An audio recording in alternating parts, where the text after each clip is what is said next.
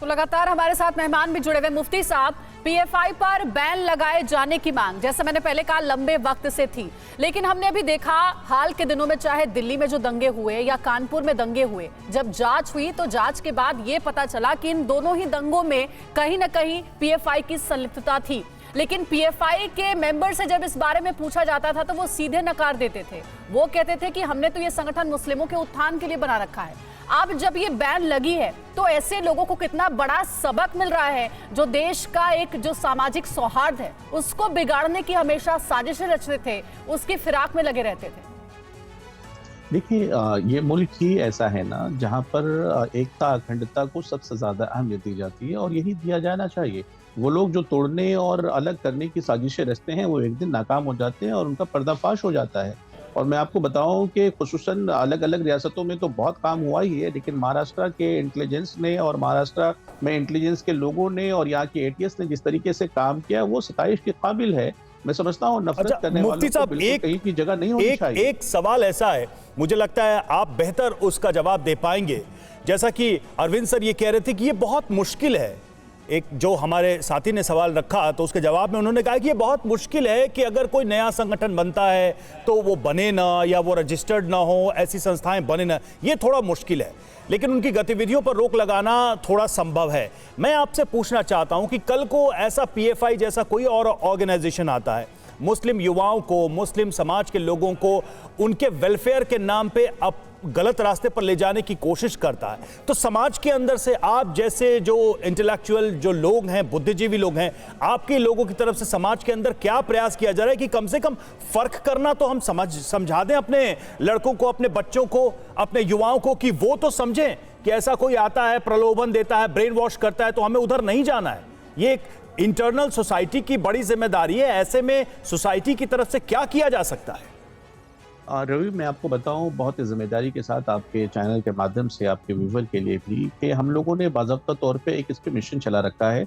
हमने social media का पूरा सहारा लेकर के अपने बच्चों को राह रास्त पर लाने के लिए और उनके फरेबकारियों से बचाने के लिए एक बाज़ाब्ता तौर पे मुहिम छेड़ रखा है। आप गूगल करेंगे तो आप मेरे नाम के साथ तो आपको पता चलेगा कि हमने हजारों की तादाद में सोशल साइट्स बनाई है जिसमें ये बावर कराया जाता है उन बच्चों के लिए कि बच्चे आप ऐसे लोगों के दामे फरेब में ना आए जो आपको राह रास्त से दूर लेकर जाते हैं, जो अपना कह करके आपको वहां लेकर जाते हैं जहां पर से वापस आने का कोई रास्ता आपके पास नहीं होता है। नहीं, क्योंकि देखिए बचपन में हमारे माँ बाप ये अक्सर सिखाते थे कि बाहर कोई कुछ खाने को दे तो ना देना, कोई अजनबी के साथ न जाने। बच्चे बड़े फॉलो करते हैं, हम सब बचपन में ये फॉलो करते थे, भाई कोई अजनबी तुम्हें कहीं लेकर जाने की कोशिश करे तो शोर मचाना, ये सारी चीजें बच्चों को समझाई जाती है।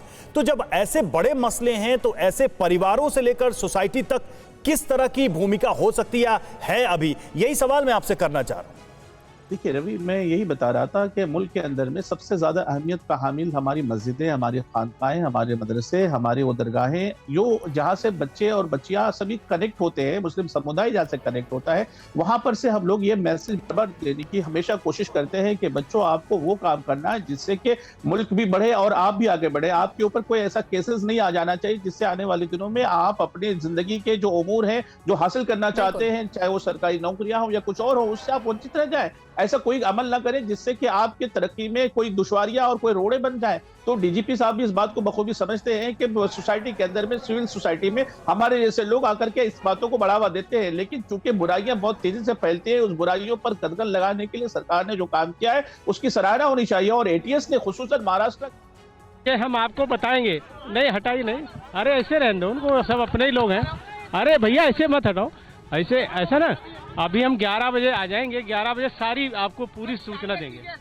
अभी एक कार्यक्रम है, प्लीज एक कार्यक्रम है, मुझे बहुत जल्दी है, नहीं तो मैं आता। मैं ऐसे ना आपको सब सुन रहे हैं, देखो ऐसा ना, ऐसा है, मैं एक कार्यक्रम में जा रहा हूँ, अभी मुझे क्षमा करें, मैं 1 घंटे में वापस आ रहा हूँ, आपको पूरी बात बताऊंगा।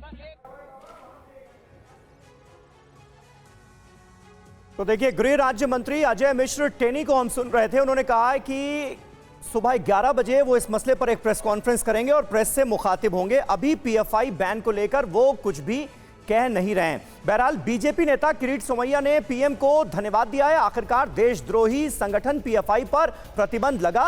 खाड़ी देशों से इस संस्था की फंडिंग हो रही थी, यह कहना है किरीट सोमैया का। नरेंद्र मोदी जी, गृह मंत्री अमित शाह जी को हम धन्यवाद देते हैं। आखिरकार देशद्रोही पीएफआई पर प्रतिबंध आया। ऊना में कुछ दिन पहले पाकिस्तान जिंदाबाद के नारे यह संस्था के लोग दे रहे थे। गल्फ कंट्री से जिस पद्धति से इस संस्था को टेरर फंडिंग हो रहा था, हिंदुस्तान में देशद्रोही प्रवृत्तियां नहीं चलेगी। और हमारे साथ तमाम खास मेहमान मौजूद हैं। अरविंद कुमार जैन साहब, अब आगे क्या? क्योंकि पीएफआई को बैन किया गया और 5 साल की एक समय सीमा निर्धारित की गई है। ये 5 साल का वक्त क्या अमूमन जब किसी संस्था को पहले बैन किया जाता है तो ये दिया जाता है, 5 साल के बाद क्या होगा? ऐसे भी कई सवाल जहन में घूम रहे हैं। अब आगे क्या? देखिए, 144 लगाई जाती है प्रदेश में, जिले में जी, उसका एनफोर्समेंट बड़ा मुश्किल कार्य होता है।